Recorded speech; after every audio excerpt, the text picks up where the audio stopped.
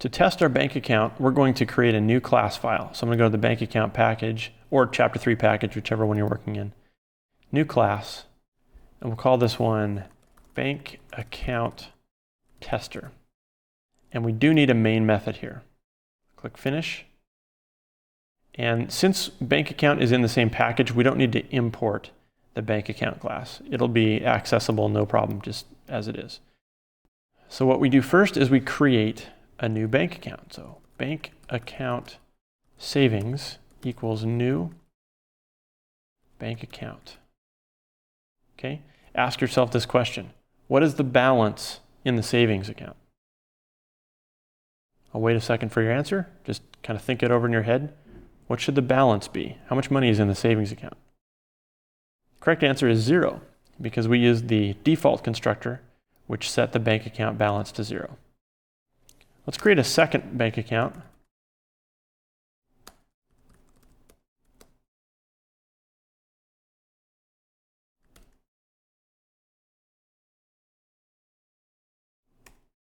Okay, this time we use the overloaded constructor, the one that has an input, a parameter, and we put a 500 in there.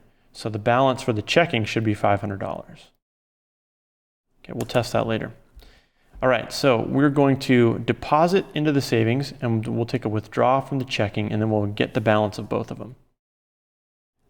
So we're going to say savings.deposit. Notice it already knows about this method because it's in the class. And it knows that it needs an amount, so we'll put $150 in.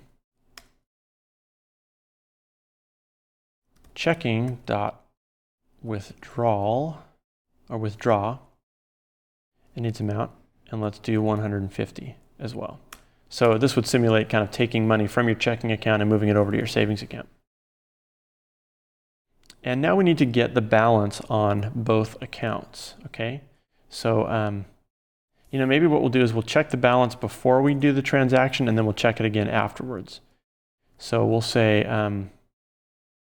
double savings balance equals savings.getBalance. Double checking balance equals checking.getBalance. And then we'll say system.out.println. And we'll put in some text here, savings space plus savings balance.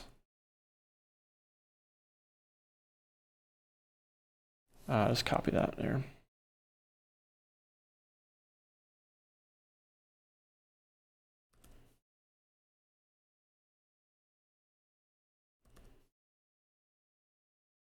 Okay, so that will print. Let's just run that real quick to verify that it prints that out. So savings says 0, checking is 500. Okay. Now you might wonder, why doesn't it have 2 decimal places? Because isn't it dollars and cents? Well, the computer program doesn't know that. It just knows that we used a double, which is a decimal point number. And so it's just giving us a decimal place. It will accurately track decimals, but it's not the same as having a dollars and cents formatted object. So we can get into that a little bit later in the course, but for now it's just that's what to expect. Okay, so let's copy this code and paste it again after we make the change, but we have to make sure we delete the word double here, because if we don't, what it's trying to do is trying to recreate a variable that already exists. So whenever you use the type, it's like, oh, I need to create a new double named savings balance. Wait, there's already one called that. But if we delete the type, then all we're doing is we're just reusing one that already exists. It's not trying to recreate it, it's just putting new numbers in it. So, to summarize, we create bank accounts, one with a 0 balance, default constructor, one with 500 for the balance, overloaded constructor. Then we set up some variables here in main that aren't part of the class, and we just access what the balance is for each account. We're using the accessor method called getBalance. So we get the savings balance and put it in savings balance, get the checking balance, put it in checking balance, and then we print those. Then we make a change. We have the savings account deposit $150, and we have the checking account withdraw $150. Then we find out what the new balance is, and we print it out. And so our expected amount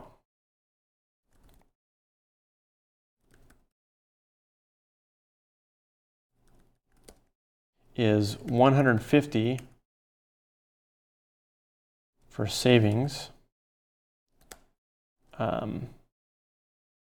and 350 for checking.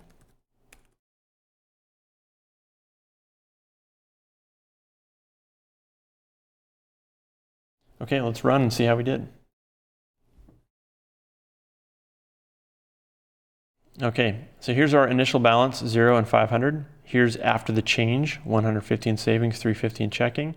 And that's exactly what we expected, 150 in savings, 350 in checking. Okay, so that verifies that our class works perfectly. A class is a description of what an object looks like. And so it just describes what all classes will look like. And it describes their private variables, it describes their constructors, and it describes all the methods, all the things that they can do. An object is an actual thing created from the class. So savings is an object, checking is an object. Bank account is like this template, this blueprint for making accounts. But it's not an actual account. Savings is an actual account and checking is an actual account. And that's the difference.